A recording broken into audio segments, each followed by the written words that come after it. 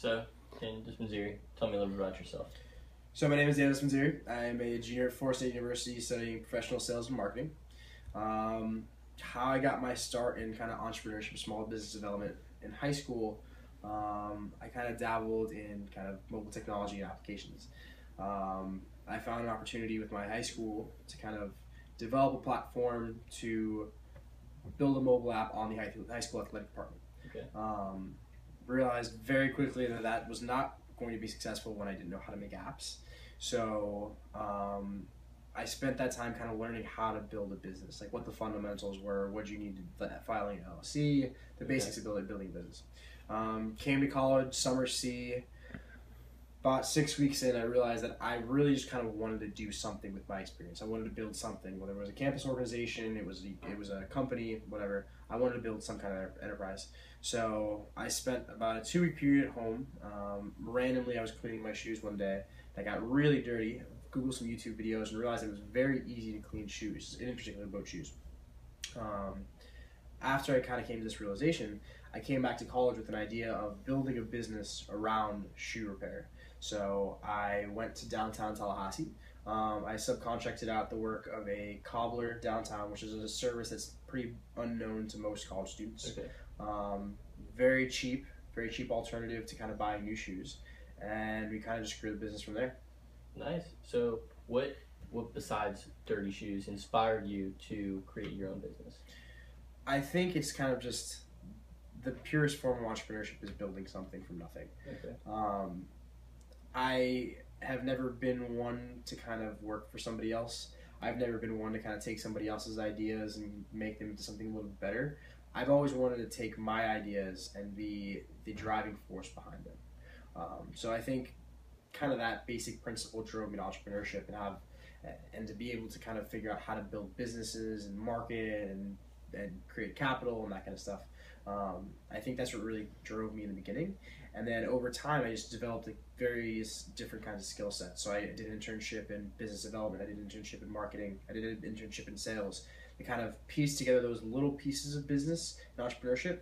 And over time, I've kind of gradually built this more progressive skill set for entrepreneurship. Do you think that there is an overwhelming force that has driven you to be like this and want to be an entrepreneur?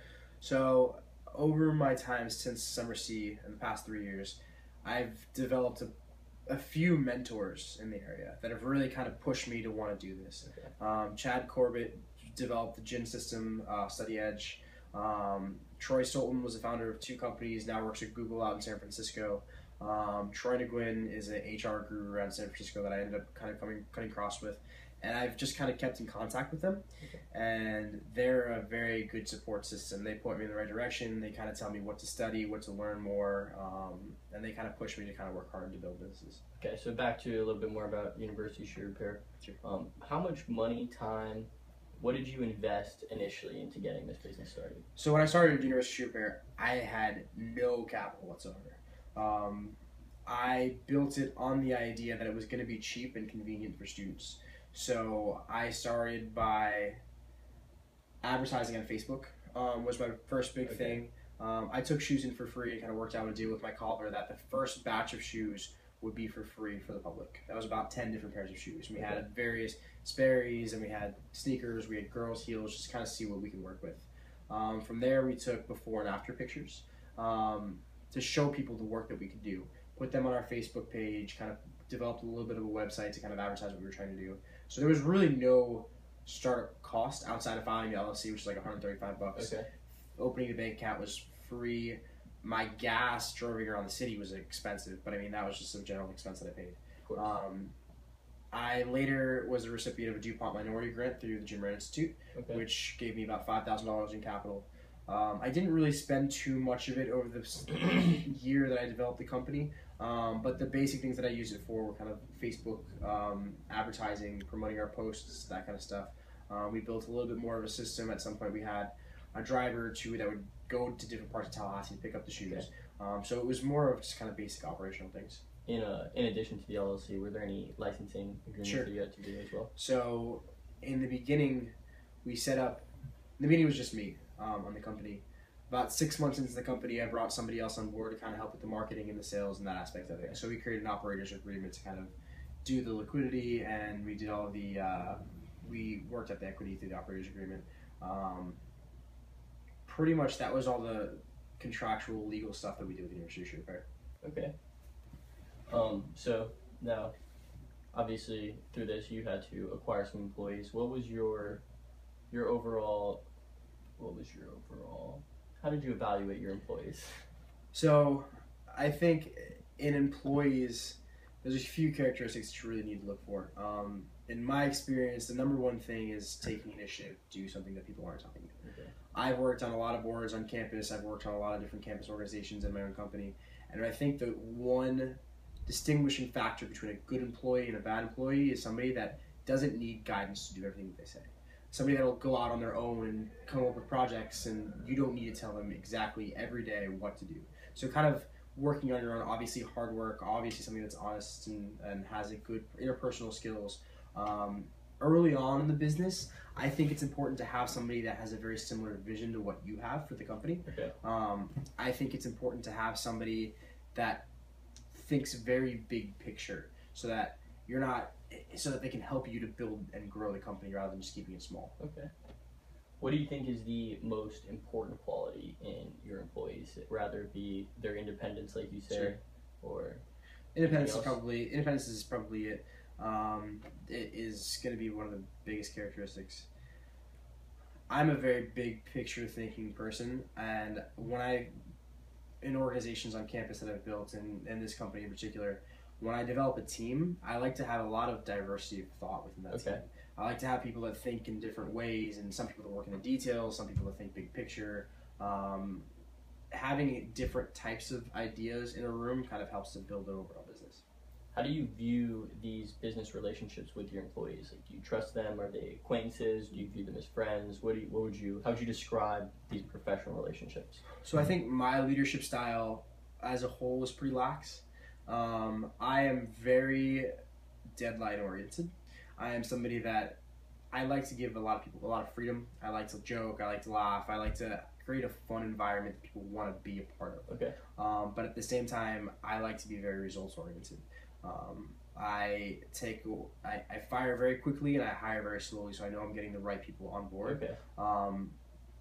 But I think, that pretty much covers it. Do you have any tricks or techniques to try and stimulate creativity between you and your employees? It's generally in the interactions that they have in your meetings and the kind of the environment that you provide for them to do. So you view that it's more, you'd rather have productive employees. You view that the employee selective process is more important than actually creating creativity in the office. Definitely. I think that by picking the team of people that you surround yourself with determines the entire rest of the business, especially in the entrepreneurship world. Okay. If from an early state you pick the wrong people to have around you, your company isn't going to progress.